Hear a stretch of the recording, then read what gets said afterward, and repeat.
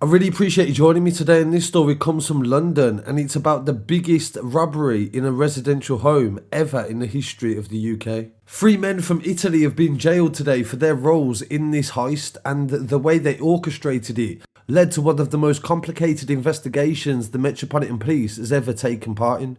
I recently covered the story of a grandma that had stolen £4 million from a jeweller's during a distraction theft. But these men just committed burglaries, and they robbed some of the most expensive homes in Britain. One of the premises that they seized £23 million worth of money and jewellery from was in Palace Green, which is just behind Kensington Palace, and on a street that is known as Billionaires Row.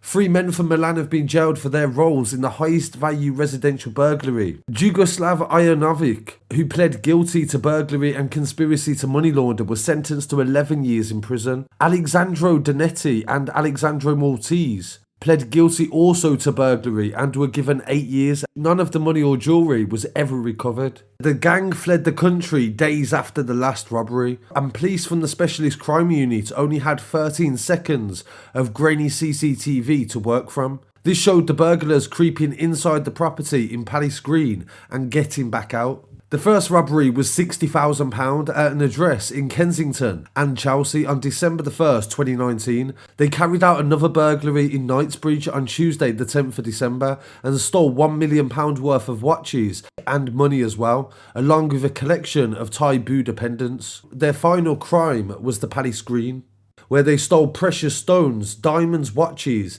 and money to the value of £26 million.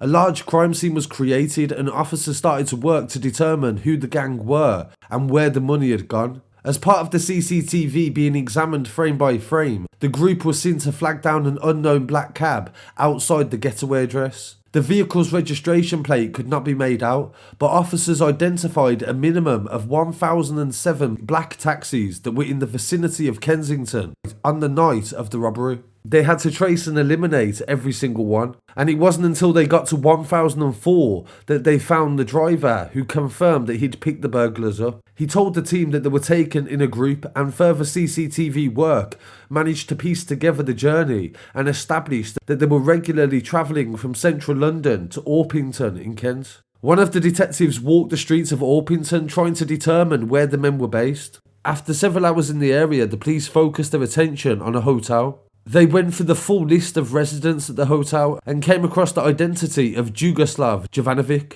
The image was identical to one of the men that they were looking for. With the assistance of European partners via Europol, detectives were able to identify Alexandro Maltese and Alexandro Donetti. Both Italians had flew back to Milan in the days after the burglary. Police officers from the UK travelled to Italy and worked alongside their counterparts in Milan. The close relationship meant that they was able to track down the three individuals and extradite them back to the UK to face justice. More than 50 units of the Metropolitan Police played a role in convicting the gang. The forensic services devised a unique sound test to prove that the burglars could be heard within the house in order to disprove the theory around an inside job.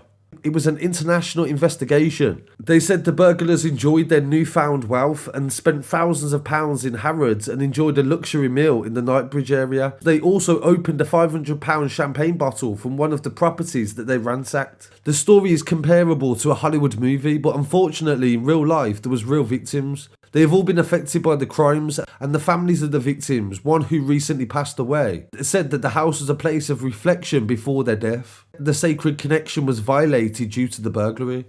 The victims were celebrities, and one of them was Frank Lampard, the footballer, and he said in a victim statement, "I would say that this incident has a major impact on the general feeling of security, particularly now that I have a 16-month-old baby. The fact my job means that I travel brings me concern, and neither my wife or I are sleeping too well since the incident." The second burglary was the family of Mr. Vice. The third celebrity is Tamara Eccleston.